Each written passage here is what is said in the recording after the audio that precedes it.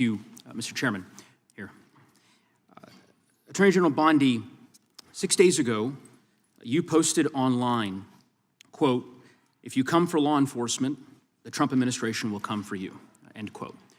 I want to show you just a brief video. It's about 30 seconds, and I'll ask you a couple questions about it. You guys are disgusting, man. Hey, you guys are disgusting. I'm former law enforcement. You're disgusting. You are the Nazi. You are the Gestapo. You can't see it because you're chasing your pension, right? Your pension, your retirement, right? That's what runs your life, your retirement. The sad thing is they're not even going to get their pension because it's going to be worthless. And shame on you. Shame on you. Shame on you. Yeah, fuck that. Yeah.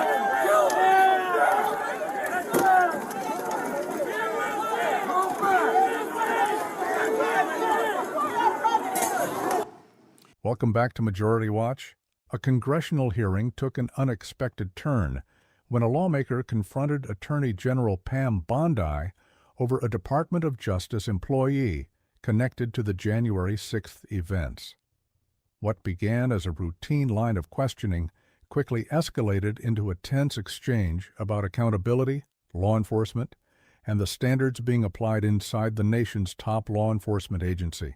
The discussion centered on a newly hired DOJ staff member whose past actions and legal history became the focus of sharp criticism. As questions intensified, Bondi defended the hiring by pointing to a presidential pardon, but that answer only fueled further debate about whether a pardon settles concerns about conduct or simply resolves legal consequences. The hearing became even more heated when questions shifted to the Justice Department itself, with lawmakers pressing for direct answers while frustrations mounted on both sides. By the end of the exchange, the spotlight was no longer just on one employee. It was on leadership, accountability, and the message being sent to law enforcement officers across the country. Let's break down exactly what happened. Attorney General Bondi, that man works for you now, right? Who was that, Congressman? The man in that video, the one who was in the police-worn body cam footage, the one allegedly yelling, "Kill him," at police officers on January 6th, his name is Jared Wise. He does work for us. He works for you at the Department of Justice. He does. This is an individual whom a federal grand jury indicted for 2 felonies and 4 misdemeanors related to his participation in the attack on January 6th. One of those charges was forcibly assaulting, resisting, opposing, impeding, intimidating, and interfering with police with the intent to commit another felony. This is who you choose as the Chief Law Enforcement Officer of the United States of America to hire at the Department of Justice. Someone on video yelling, "Kill him," at police officers, right?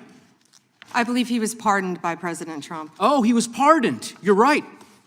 You're right. Pardoned by President Trump for his offense. Pardoned for yelling, "Kill him," at police officers. And yet you expect hardworking police officers across the country to believe that you take law enforcement seriously. You could imagine the reaction of so many folks across the country hearing the Chief Law Enforcement Officer of the United States refuse to even condemn what that individual whom you've now hired did. But in any event, let's talk a little bit about some of the other divisions within the Department of Justice and what's happened over the last year. You're familiar with the Public Integrity section of the DOJ's criminal division. I think it's referred to as PIN. Is that right? Yes. Okay. Do you know which presidential administration under which the PIN was first created?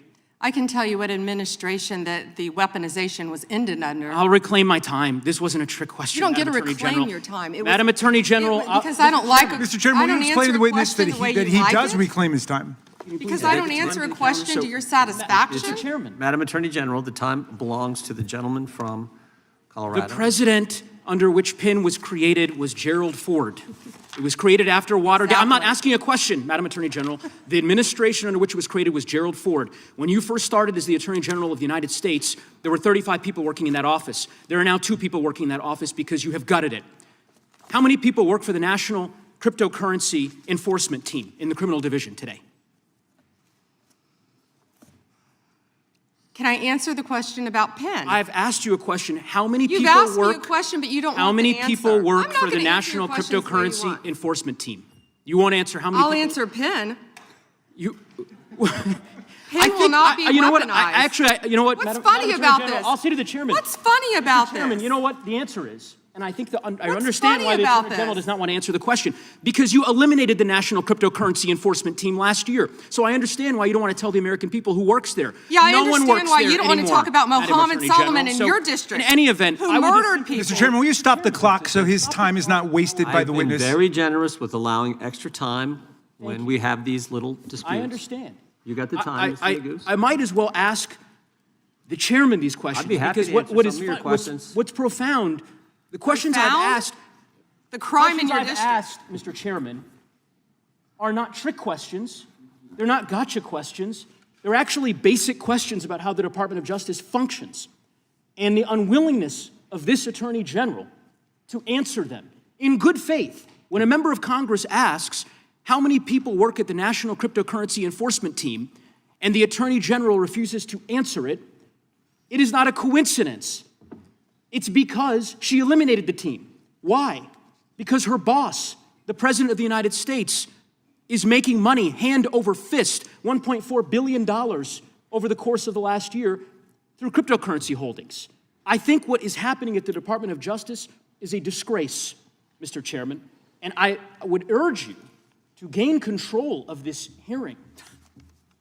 With that, I yield back the balance of my time. Yeah. I would ask the gentleman, does he agree with the standing up of the Deputy Attorney General for dealing with fraud? That's something that's happened in this administration, first time. You talked about Penn.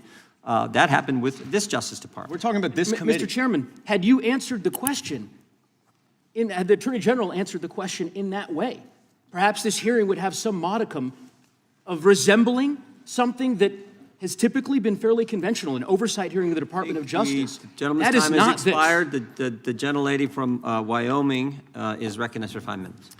Attorney General Bondi, I want to express my gratitude to the President